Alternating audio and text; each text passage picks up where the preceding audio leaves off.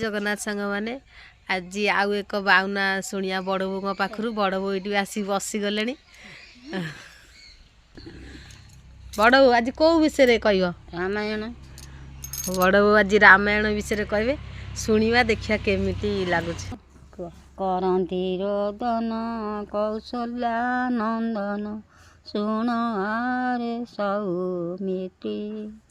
क्यों जन्म रे कि पाप पड़िला वज्र सकती रे भाई प्राण सखा छाड़ी करी गलु एकारे भाई प्राण